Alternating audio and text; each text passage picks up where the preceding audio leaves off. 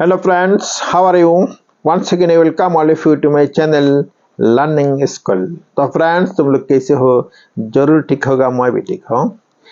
तो आज का अंग्रेजी क्लास में फ्रेंड्स हम सेंटेंस में कैसे प्रीपोजिशन चूज कर सकता है इसके बारे में डिस्कशन करूंगा। तो आज का टॉपिक का नाम है चूज द राइट प्रीपोजिशन।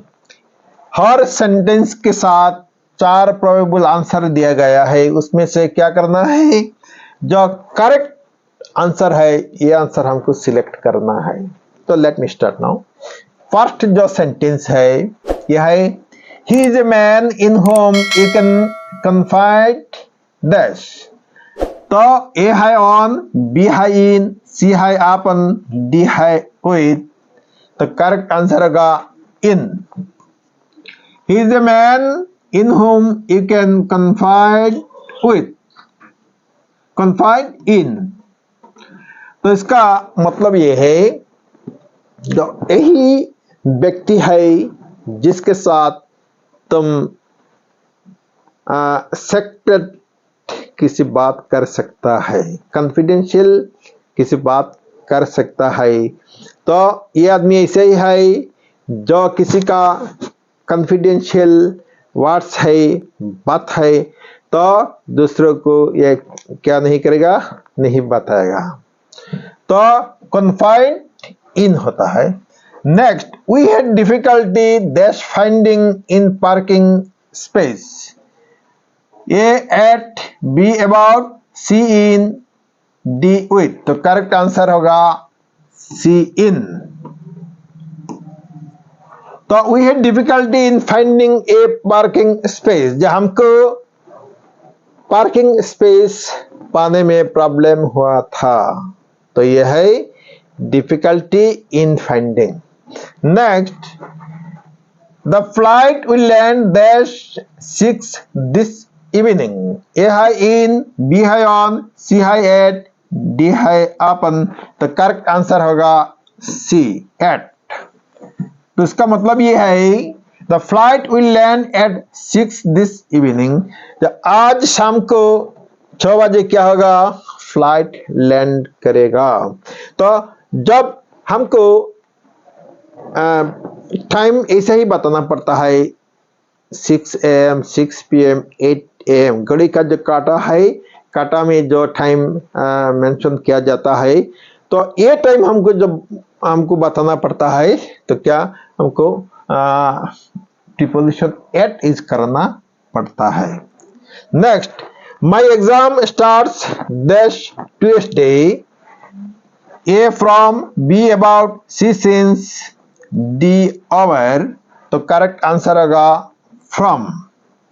इसका मतलब यह है मेरा एग्जाम तो क्या होगा, ट्यूसडे में स्टार्ट होगा। तो इसमें सिंस नहीं इज होगा, अबाउट और ओवर इज नहीं होगा। जो फ्यूचर में हमको ये बताना पड़ता है शुरू होगा, स्टार्ट होगा, तो हमको फ्रॉम का इस करना पड़ता है। Next 5, he jumped dash the river. A in, B into, C on, D over. तो करेक्ट आंसर होगा B into.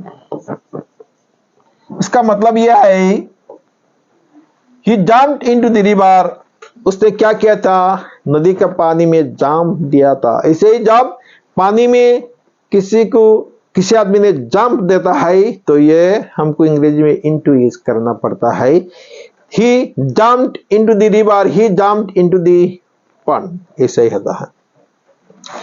Next, You must get rid dash unnecessary things। A है about, B है of, C है और double F of, D over।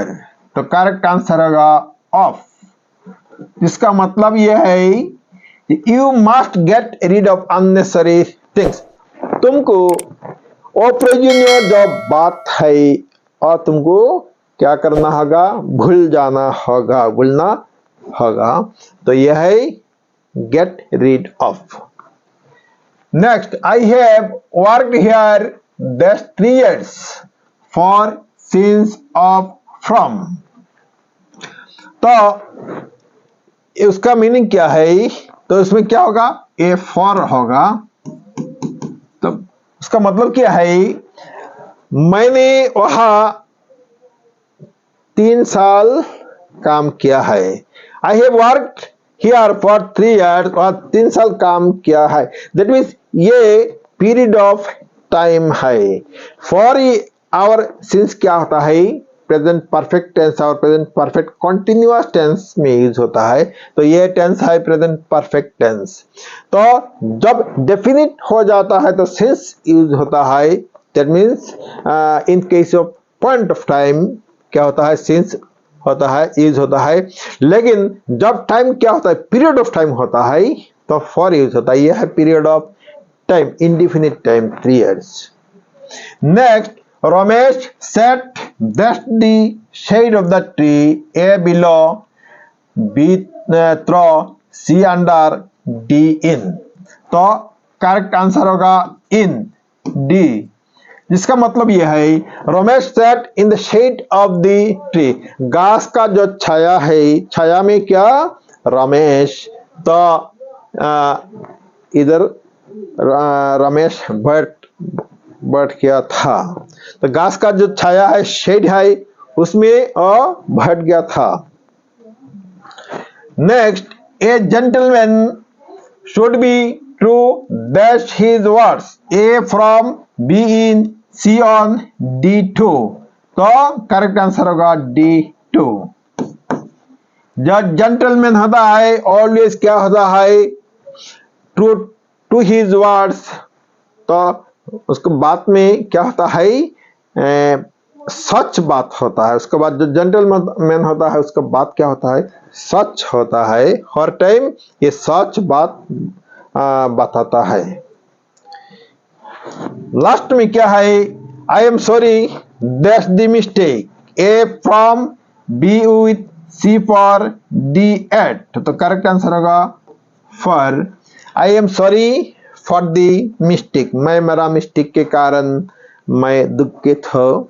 तो उसमें क्या होगा, फॉर यूज होगा। तो फ्रेंड्स, तुम लोगों ने देख लिया कैसे हमको प्रीपोजिशन चुनना है, करेक्ट प्रीपोजिशन हमको सिलेक्ट करना है, कैसे तुम लोगों ने देख लिया। तो ध्यान देकर कंप्लीट वीडियो देख लेना, it will help to remove your doubt.